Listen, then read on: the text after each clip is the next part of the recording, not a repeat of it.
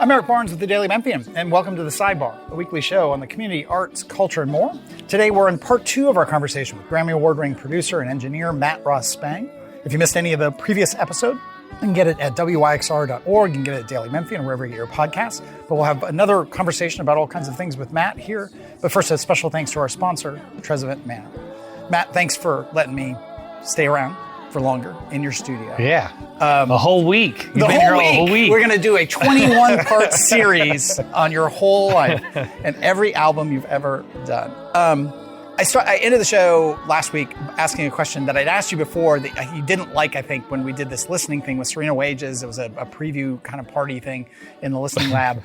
And I'd asked her, and I've asked other musicians this, what's a song or a piece of music that you'd love to hear again? And I've asked non-musicians, but that you'd love to hear again for the first time, like you've never heard it. Yeah. Because it was so striking or so good or so influential. Your answer at the listening lab, do you remember what it was? I think it's my same answer now as anything I ever worked on. Yeah, right, right. And you went into the whole thing of you feel like all you can hear is the imperfections. Well, that's not always the case. There's so many records I have, like John Prine's record, where I just remember all these beautiful moments with John.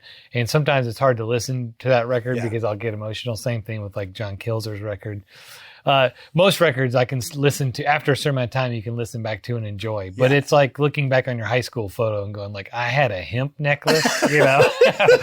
And so I go back and I go, I used way too much reverb on that. Or sometimes you listen to something you did really young and you're like, when you just didn't know any of the rules and you just did something amazing. And now I'm like, I feel like I've gotten worse in a way, you know? But yeah, that's tough.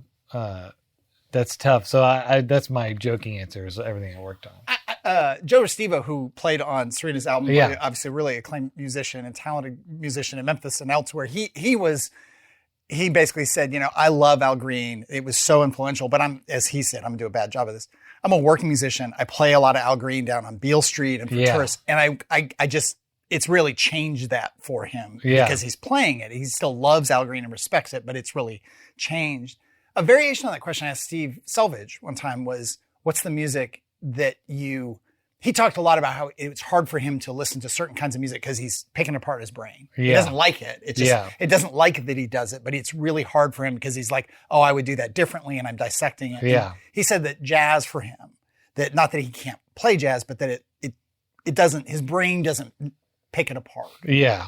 Do you have that with music that if you listen to somebody else's album or something else, and do you pick it apart, or can you sink into it and just enjoy it like a fan? But yes, and both. There's times where I listen to something, I immediately go like, "Oh, I would not have done that," or they could have done this, or I hear things I would do differently. I also try to remove any my big thing is trying not to have an ego. There's already a lot of egos in the studio, and I think too, there's a million decisions made along every record that people never hear, the millions of decisions we decide on or that influence each other. So I try not to pick too much apart of like production because you never know when an artist is like, no, we absolutely have to do it this way, or we did this because of that. There's no right or wrong formula of music. It's all what feels best to that person. So I hear things that I would maybe do differently or not, but a lot of times I can just let music wash over me. And I try only to use that part of my brain unless I've listened to it enough times where I've let it wash over me. Now I'm like hearing those things, or someone's going, would you listen to this and tell me your thoughts on it?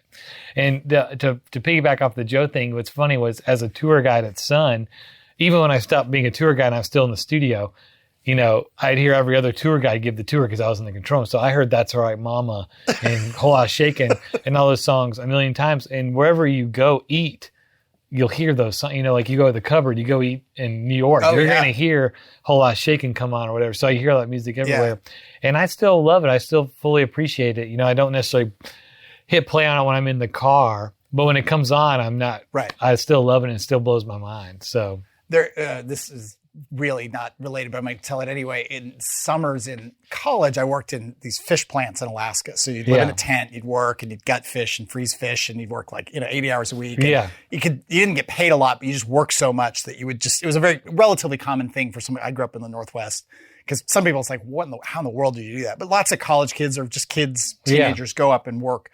They have different child laws, like really young kids in there. It was a different time.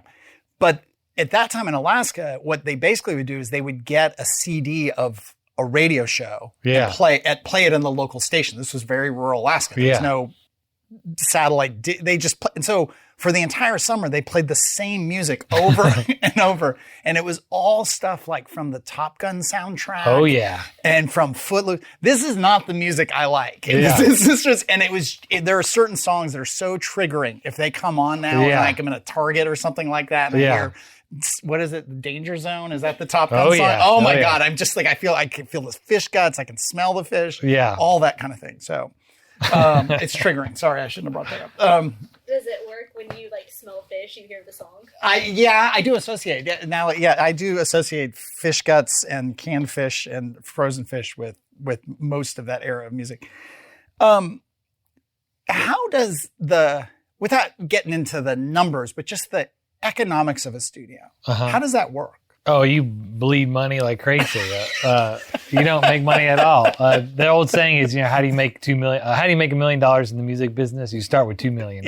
Yeah. But to me, the studio is like I've said this a million times, but it's like Dr. Frankenstein's laboratory. So I've always rented other studios, but at the end of the day, it's someone else's studio where, a lot of times in these old studios, they've been around a long time. So the priority isn't necessarily to keep them fixed up or something. They've just been around for so long. It's like, it's like that guest room in your house that is like you've always been wanting to fix up, but it's just kind of working and it's fine. That's a lot of studios. And when you're in there every day, for me, I wanted to make it better every day. I want to keep it working, everything 100%. And when it's not your studio, that's harder and harder to do. So I was always excited to have my own studio, to keep it in tip-top shape as I could, but also to put my aesthetic or what I think a studio should be, not just acoustically, but visually and all these other things. So I got to do that here. It was definitely the craziest financial thing I've ever done and still am doing. And, I use a lot of vintage equipment. I still record analog tapes. So a lot of those things are expensive. We don't have a lot of great techs in town. So like the main tech I like to use is in Nashville.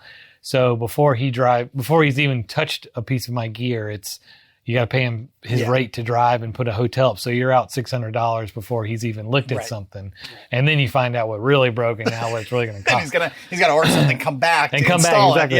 Yeah. But I honestly love all that. And when I started the studio, I never thought of it as a money-making venture. Obviously, I don't want it to lose money, but I thought even if it broke even, I need to put my gear somewhere and I need to use my gear. And so to have a spot in that we can all create and inspire people, and even if that just breaks even or whatever, then I'm okay with that. Yeah. Again, it was an audio format here, and there are photos of some of the studio on Daily Memphian with the articles that we did or will do with the interview. But yeah, there's a huge amount of old equipment in here, and you were nice enough to tour us around and show us a bunch. And I'm sure it's just constantly, it's like an old house. You love having a old house, but everything is constantly breaking. Right? Yeah, right when you least want it to. Yeah, right. But honestly, the old equipment is some of the easiest to fix, like the old tube equipment. They still make tubes, and we have actually the Tube Depot in Memphis is one of the biggest carriers of audio tubes. But they made all that stuff to be replaceable in the field back in the day. Like if a radio station, if the thing went down, they didn't want to fly a tech in from New York. They wanted you to swap a tube out and fix it. And so a lot of the stuff I have from the 50s is more easy to fix and faster to fix than any modern piece you get, because it's all these little IC chips and there's a million components and they're real small and you don't know where to look. Oh, that's interesting. But if a tube goes out, it's smoked or it's black or it doesn't light up and you go, okay, I'm swapping this and trying these things. The only analogy I would have is back in the old days when newspaper presses. Yeah. Back at the old Daily News, we printed downtown. It was one of the last presses in Memphis and Shelby County, in the whole region. And that equipment the core equipment was 50, 60, 70 years old. Absolutely. That stuff will work forever. Yeah. There is no reason it will stop working. You got to replace certain parts that wear out. And you got to have somebody. And the problem in printing is the people who can fix it are fewer and farther between. Because it's a very down to the micron kind of thing in this old equipment, and it gets off and the color's wrong and all that kind of stuff. But the core equipment, actually, as old as it is, still works. Yeah.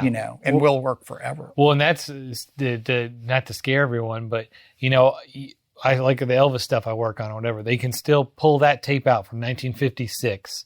They can transfer it on virtually any tape machine that's the right format, and it'll play back just like they heard in 1956.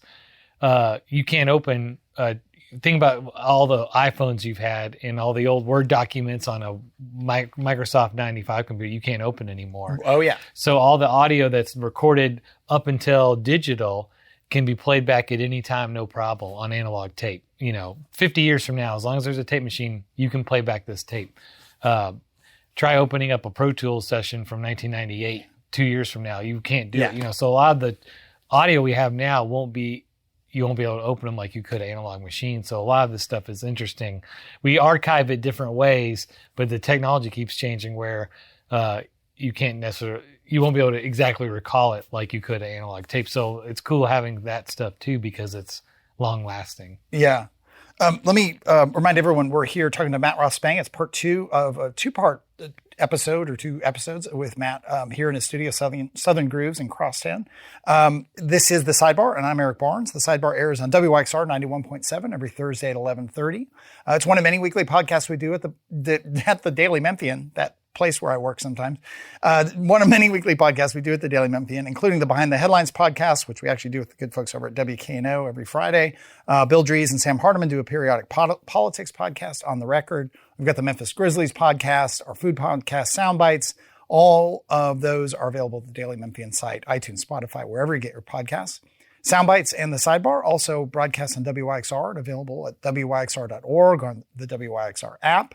If you haven't already, support WYXR. It's nonprofit, listener-supported radio based right here in Crosstown. Become a member, do a one-off donation. You can go to the website and learn more about all the benefits of doing that. And also, if you're not a paid subscriber to the Daily Memphian, do consider becoming a paid subscriber. That's what supports the largest local newsroom in the region. Last week we had Matt on for part 1. Coming up soon, we've got Jacques Osmo talking about music and healing and health, and Rose Smith from the Brooks coming up a few weeks from now. Recently did a show on craft brewing and with folks from Opera Memphis.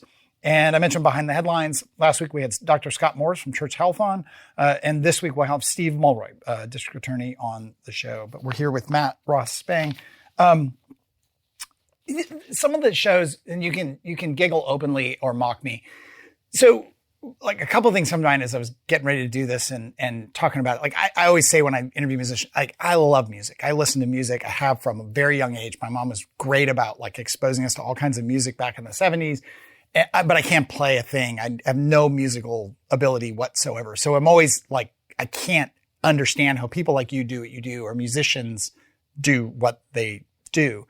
One thing that has always been fascinating to me is anything about studio kind of sessions, like the most recent stuff. I think I mentioned last week briefly, like Sonic Highways that Dave Grohl did.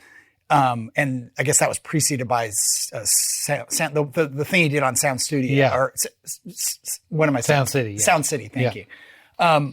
Those are really, for me as a music fan, that album they did for Sonic Highways is fine. But the documentary was fascinating. Like Steve Albini, who just died, was in it. All these great producers, all the history. Yeah. And then you see this kind of work that happens in a studio. Yeah. And then with Sound City, the whole history of that from Fleetwood Mac, I mean, the incredible history of that. Rick Rubin, I think, is in quite a bit of those. Yeah. Producer who's produced a lot of music people have listened to, whether they know it or not. And then also the Beatles movie that came out a couple years ago that had all those Abbey Road, or not Absolutely. Abbey, the Let It Be sessions. Yeah. Is that all relative? I mean, those are big name people maybe, and I know it's heavily produced, but is that are those relatively accurate, at least touches of what it's like to be in a studio? Absolutely. If you watch the Beatles one, was extra fascinating because every musician I know geeked out over it, and a lot of them were triggered or saw things that they have to deal with, and it was reassuring to see the Beatles kind of suck a couple times. You know, they play the song. It was terrible, and that was really refreshing to hear because everything you hear from them usually is just, outstanding. Obviously those Get Back sessions had a lot of extra drama that you do experience on sessions. I work with bands that have been together 10, 15 years. It is like a marriage. There are long-standing issues or sensitivities that you don't find out are different egos, and you have to figure out the pecking order and then how to make it all work. And you can see that in the Beatles documentary. Obviously, that was at the culmination of it, Yeah. But that was and they had a film crew, which anytime filming is in the studio, it really upsets the process in a way because, every time a picture's on you, or camera's on you, you sit up straight and you start posing or thinking. Right. That means you're not playing correctly. And so filming in the studio always kind of changes the truth a little bit. But you see a lot of it in those sessions. There's so much of that. I don't really remember the Sonic Highways one as much, but Steve Albini, I was a big fan of. I was actually supposed to meet him this weekend. We were both going to speak at a funeral, and I was really excited to meet him because I've never met him, but he was an amazing guy. And there's a lot of, the great thing about YouTube is there are clips of these things where you can watch him talk and see, because he was a really outspoken, just a little.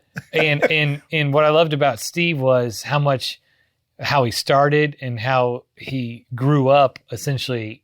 And through speaking all the time, you can see how he gets wiser and wiser, but he doesn't necessarily apologize for the younger him, but just how he sees it now. He admits where he was wrong or not wrong. Yeah. He's just an amazing man. And I've been on a big rabbit hole of his lately.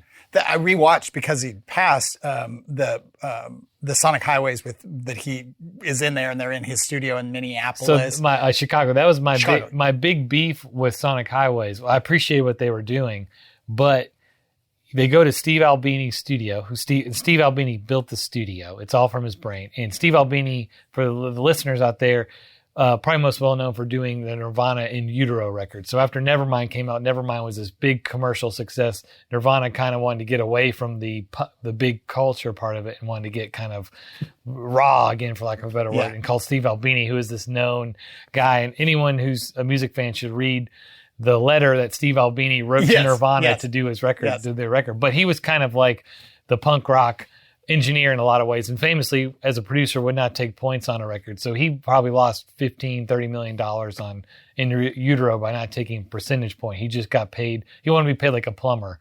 You pay him by the day for the work.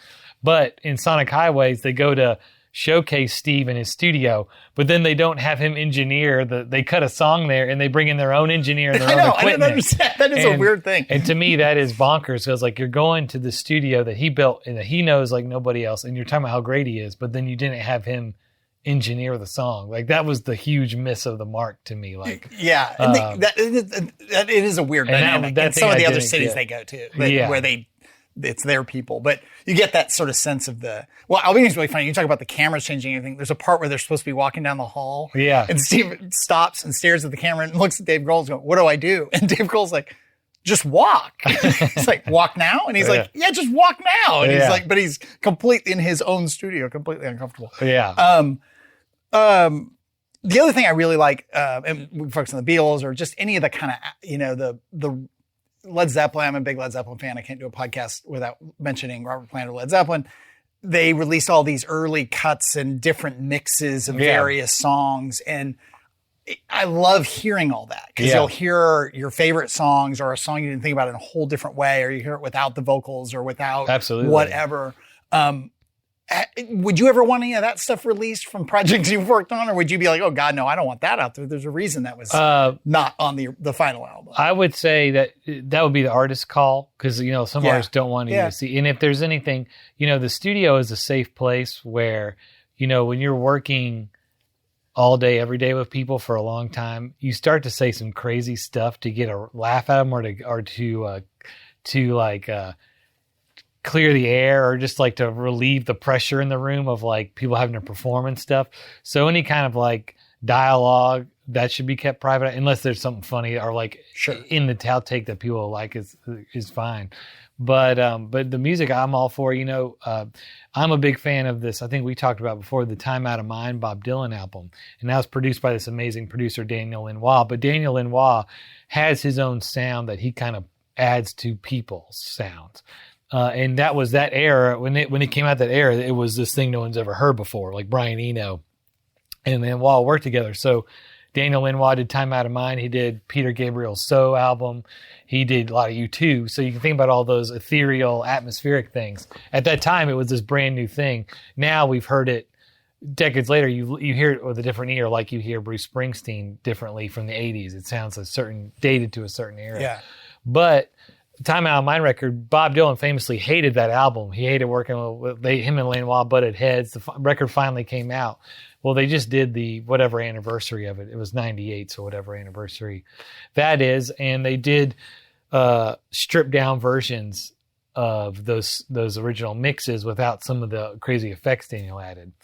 And I love the original album, and hearing it now, I kind of see what Bob didn't like about the original, what he would probably like more about these new mixes.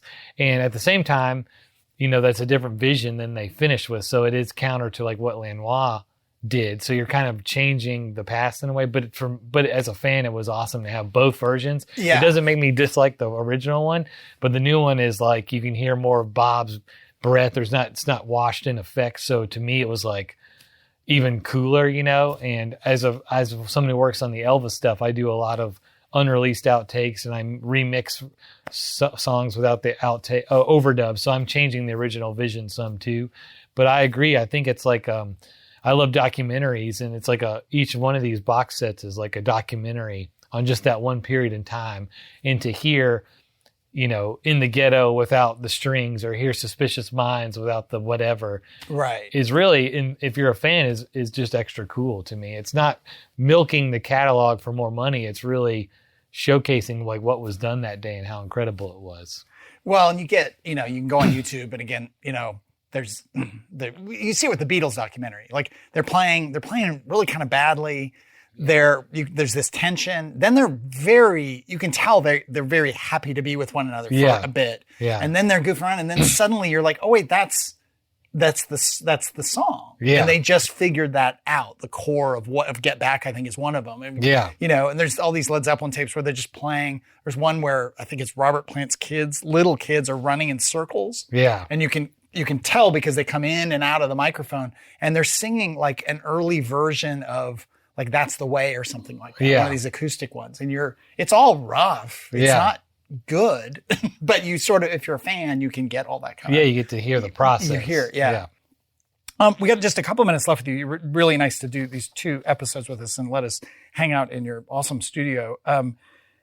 You've kind of talked about some of this stuff, but I'm curious, when you take a project, how do you, at this point, people must come to you and say, hey, I want to do this project with you. And I'm not asking you to name names. You must say no to some people, I assume. And how does that conversation go? Usually, I try to make it about the music first. And my manager, Tracy Thomas and Thomas Young, are wonderful about this too, where, people automatically want to like go to the budget stuff. And you have to negotiate that stuff every time because it's the world we're in. But I always want to hear the music first. So just rough demos, it can be acoustic on an iPhone. I just want to hear that there's something there that I connect with, or I think I can expand upon. Then I talk with the artists. I tell them what I hear, my ideas, hear what they want to go with it. If we're then on the same page, then usually, I get in trouble for saying this, but we'll work around whatever budgetary constraints we can to do it, because I want to do it.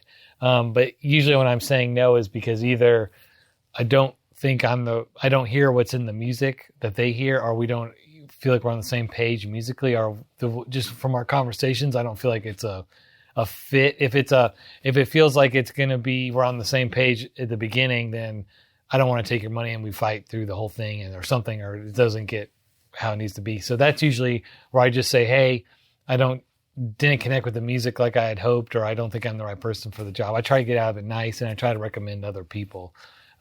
Because it doesn't, I don't think your song's good, because there's great songs out there that I don't connect with, so it's just really thinking if I'm the right fit for the job. This is a really goofy question, borderline dumb. There are types of music you just wouldn't produce. It's kind of like we were saying, like types of music, and Steve Salvage saying, I like to listen to jazz, not because I can't play jazz, but I don't play jazz, and I don't dissect it. Like he can lose himself. I'm paraphrasing him. I assume, you've never done a classical album. Have you ever done a jazz album? Are there types of music that you haven't done, but that maybe you will at some point in your career? Never recorded classical, but I'd love to do it, because to me that's like an engineering feat to get to do an orchestra. I've recorded strings before, but never like a full orchestra. So obviously that would be a really exciting time for me. I just recorded, I think I'm going to try and put it out myself, the local great Tony Thomas, who we worked on this Wurlitzer. We recorded him on the Wurlitzer pipe organ at the Orpheum. He's a local legend and just an amazing jazz guy. He plays organ jazz trio, so he does the bass pedals with his feet, when he plays jazz. And he has a key to the studio. One of the great things about building the studio was he has a key. He comes in and tunes the piano, but he also practices. So I was hearing him practice, and we started spitballing a new kind of in the vein of the old 60s jazz organ trio records, what that would look like. And he started working up covers. We picked songs, and we really, over time, dreamed up this album, and we just recently recorded it. And so it's a jazz organ trio record that I haven't recorded jazz in a while, and was excited to do it. And I'll try and figure out a way to maybe put it out myself if I don't find a label, but it was really exciting to do that. No vocalist, so that saves a lot of ego and time and stuff. But also there's a certain engineering thing you can go for there. So anytime I get to engineer, I've done a couple. I worked on Wyclef Jean rap song once and I got to go over to Boo Mitchell and we did some of that together.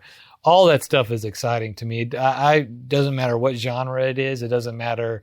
Any of that doesn't matter. I'm excited to work on anything like that. It just as long as I connect emotionally with the person or the music. Which classical you would not do in this studio, or would you? Could you get? It depends on the size of the string section. Yeah, you could easily get 20 people in here. I would always move stuff out or push stuff against the wall. But depending on what room they would want to go, we would go to a bigger room for that. Yeah. Have you ever put out like live recordings, like live albums? Is that something you've been a part of? We did the High Post live in here recently, and we mixed, and that was really fun. We live streamed it to the Listening Lab. I think WYXR will be doing a video on it, and then certainly I've recorded a lot of live broadcasts out of Sun. We did this one thing for the BBC where we broadcast all day live on the anniversary of That's All Right Mama, and that was exciting. It was like a 10-hour day, all live, nonstop, sessions I had coming and going. So I enjoyed that. Now, it's funny, being a recording engineer is very akin to being a live sound engineer.